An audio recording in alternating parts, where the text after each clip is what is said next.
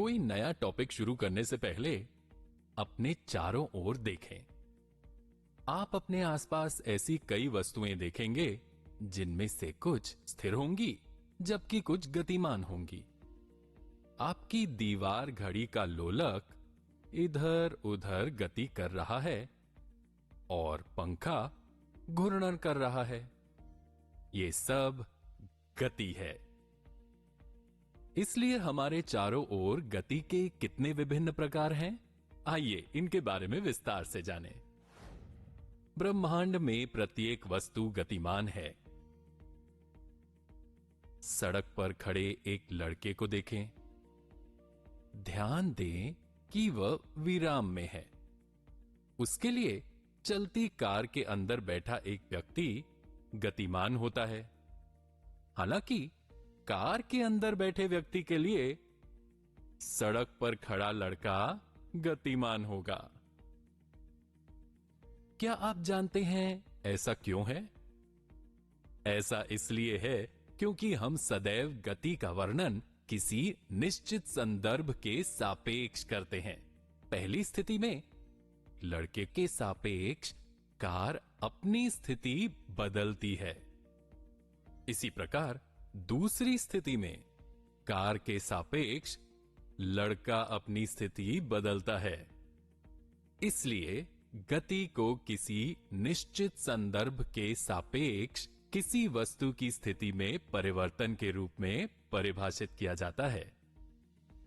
हम सभी ने घड़ी की सेकंड वाली सुई देखी है। क्या आपने कभी इसकी गति को ध्यान से देखा है?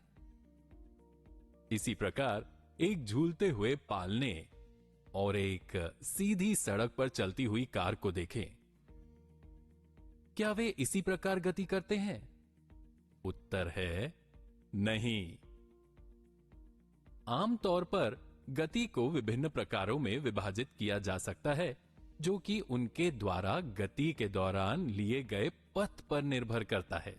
आइए अब विभिन्न प्रकार की गति को समझने का प्रयास करें। एक गेंद लें और इसे किसी निश्चित ऊंचाई से गिराएं। ध्यान दें कि यह एक सीधी रेखा में गिरती है। इस प्रकार की गति जिसमें कोई वस्तु एक सीधी रेखा में गति करती है, रैखिक गति कहलाती है। सीधी सड़क पर गतिमान एक कार भी रैखिक गति का ही एक उदाहरण है। अब हवा में उड़ने वाली एक तितली पर विचार करें। इसका पथ अनियमित है। इस प्रकार की गति जहां कोई वस्तु अनियमित ढंग से गति करती है, अनियमित गति कहलाती है।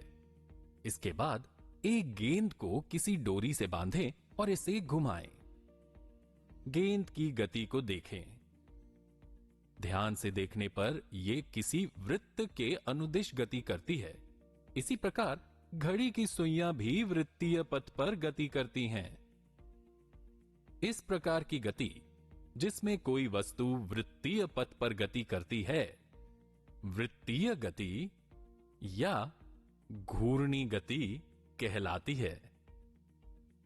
इसके बाद एक सरल लोलक में गोलक को एक ओर खींचें और छोड़ दें।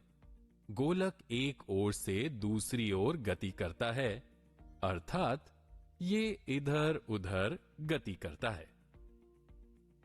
ऐसा कई बार दोहराया जाता है। इस प्रकार की गति जिसमें कोई वस्तु एक निश्चित समय अंतराल के बाद अपनी गति को दोहराती है, आवर्ती गति कहलाती है। आवर्ती गति का एक अन्य उदाहरण एक पालने का झूलना है। क्या आपने गिटार की तार की गति को देखा है?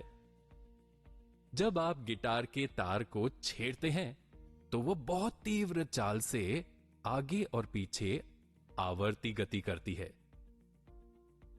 इस प्रकार की आवर्ती गति को कंपायमान गति कहते हैं। सारांश: गति को सदैव किसी विशिष्ट संदर्भ के सापेक्ष परिभाषित किया जाता है।